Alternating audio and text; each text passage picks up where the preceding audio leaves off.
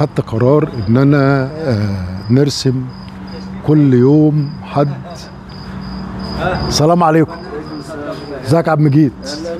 ازيكم يا رجاله؟ طبعا انا وعدتكم ان انا هرسم كل اسبوع، هاخد واحد من موظفين نادي الرحاب واعمل له بورتريه.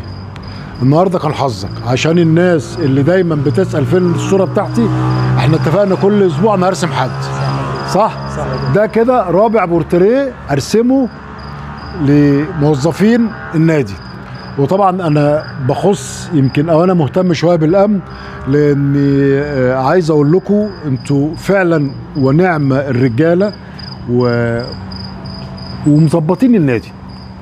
قول لي بقى ايه رايك؟ تسلم، ده رسم ذوق جميل. ايه رايك؟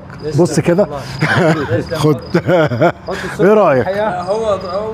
هو بص، وضحكته الحلوه. بس احنا يعني صغرناه شويه كده. يعني خلينا شويه كده صغننين كده. كده رجعني يجي 20 سنه. لا مفيش 20 سنه، انا رجعتك حوالي بتاع 5-6 سنين، صح؟ قول لي الصوره عجبتك؟ حلوه جميل.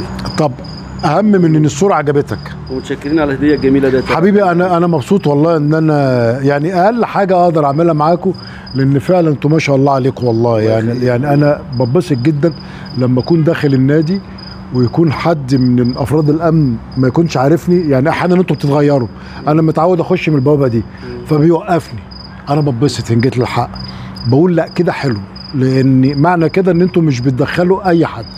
لا احنا متعودين طبعا، اي حد جديد علينا بنوقفه لغايه ما نتعرف عليه، وبعد كده بندخله تاني عشان احنا ما بنغلسش على حد. لا والله ندخله بالكارنيه برضه. بس حلو. يعني انا في يوم انا كنت يعني داخل انا واولادي، ففي حد من ولادي ما بيجيش النادي، انتوا وقفتوه وهو معايا برضه. انا اتبسطت، قلت له طلع الكارنيه. قلت له طلع الكارنيه وخش من المكان، وده شيء كويس جدا. وعايزين ده حفاظا من على النادي، عايزين نستمر. يعني عايز اقول لكم ان انا دايما ببعد فعلا، قليل جدا لما بلاقي حد مش من الاعضاء، ولما بلاقي حد مش من الاعضاء بعرف اني برفقه عضو من الاعضاء. ده بيبدا قطع تذاكر وبيخش طبعا مع عضو، ما بنسمحش لاي حد يخش الا في صحبه عضو.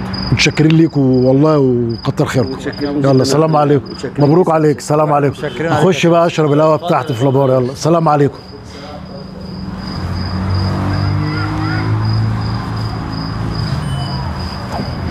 يلا سلام عليكم.